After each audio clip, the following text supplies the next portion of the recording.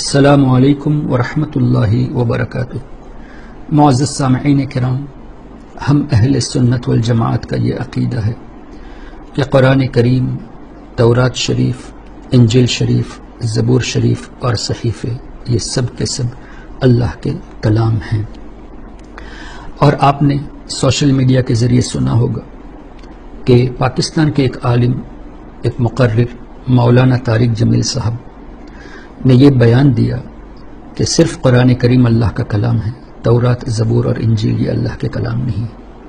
پہلے نبیوں پر کتابیں آئیں، وہ آسمانی کتابیں تھیں، اللہ کا کلام نہ تھا۔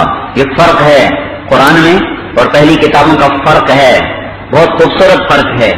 ان تورات آسمانی کتاب ہے، اللہ کا کلام نہیں ہے۔ زبور آسمانی کتاب ہے، اللہ کا کلام نہیں ہے۔ انجیل آسمانی کتاب ہے، اللہ کا کلام نہیں ہے۔ صحیفے 150 چھوٹے پمفلٹ کتابیں، چھوٹی کتابیں، وہ آسمان کی کتابیں ہیں، وہ اللہ کا کلام نہیں ہے۔ قرآن اللہ کا کلام ہے اور آسمان کی کتاب ہے۔ دو باتیں ہیں، کلام اللہ بھی ہے، کلام اللہ بھی ہے اور آسمانی کتاب بھی ہے۔ پہلی کتابیں آسمانی تھی، کلام الہی نہ تھی تو تبدیل ہو گئیں، پھر نسیہ منسیہ ہو گئیں۔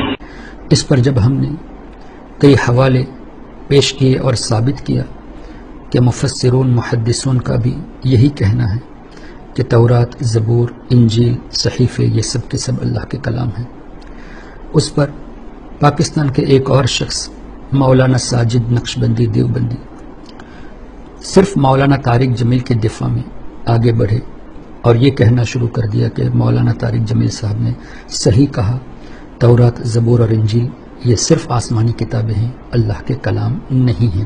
تو آپ کی اس فضول اعتراضات اور بعد میں ہمارے جوابات سے تو لوگوں کا ایمان مزید پختہ ہوا کہ طارق جمیل صاحب حق پر ہیں، کہ طارق جمیل صاحب حق پر ہیں اور آپ جیسے لوگ جہالت اور گمراہی پر ہیں۔ اور ہم نے ان سے مناظرے کے تعلق سے جب بات کی، انہوں نے خود ہی کہا کہ آپ کے علماء میں سے مناظرہ تو دور کی بات ہے، شرائط طے کرنے کے لیے بھی کوئی نہیں آتا۔ کوئی بھی ہو، پاکستان کے کونے کونے میں کسی رضا خانی بریلوی میں اتنی بھی جرت نہیں، مناظرہ تو بہت آگے کی بات ہے۔ میں جتنے کہ تم نے نام لیے، ہم نہ صرف ان کو چیلنج دے چکے بلکہ ان کی ہر قسم کے چیلنج کو قبول بھی کر چکے۔ جس پر ہم نے یہ مطالبہ پیش کیا کہ آپ ایک تحریر واضح طور سے دے دیجئے جس میں یہ لکھا ہو کہ میں مولانا ساجد نقشبندی دیوبندی اس بات کو ثابت کروں گا مناظرے میں کہ تورات، زبور اور انجیل یہ اللہ کے کلام نہیں ہے۔ آج تک اس طور سے ان کی تحریر ہمیں نہیں ملی اور ہمیں امید ہے کہ ہرگز ایسی تحریر وہ نہیں دیں گے۔ بالفرض اگر انہوں نے دے بھی دیا تو ہمارے علماء تو دور کی بات ہے، ہمارے سنی مدارس کے طالب علم انشاءاللہ ان کے لیے کافی ہو جائیں گے۔ لیکن مولانا ساجد نقشبندی دیوبندی کی طرف میرا یہ پیغام بھی پہنچایا جائے اور انشاءاللہ میں ان کو ڈائریکٹ واٹس ایپ کے ذریعے یہ آڈیو بھی بھیجوں گا کہ مفسرین کرام نے بھی تورات شریف کو اللہ کا کلام مانا ہے، جیسا کہ قرآن کریم کی آیت افتطمعون ان یؤمنوا لکم وقد کان فریق منہم یسمعون کلام اللہ ثم یحرفونہ من بعد ما عقلوہ وہم یعلمون۔ سورہ بقرہ آیت نمبر 75۔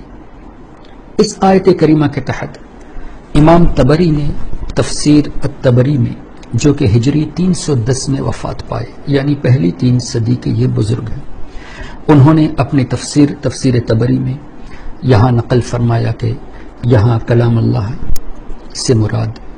سے مراد تورات ہے۔ اسی طرح حضرت ابو شکور سالمی اپنی کتاب التمہید جو 500 ہجری کے بزرگ ہیں، انہوں نے بھی اپنی کتاب تمہید میں تورات، زبور، انجیل اور صحیفوں کو اللہ کا کلام مانا۔ اسی طرح حسین بن مسعود البغوی نے تفسیر البغوی میں جو ہجری 516 میں وفات پائے، انہوں نے بھی یسمعون کلام اللہ کے تحت تورات مانا لیا۔ اسی طرح ناصر الدین ابی الخیر بیداوی، انہوں نے اپنی تفسیر بیداوی شریف میں جو کہ ہجری 685 ہجری میں وفات پائے، انہوں نے بھی تورات شریف کو اللہ کا کلام مانا۔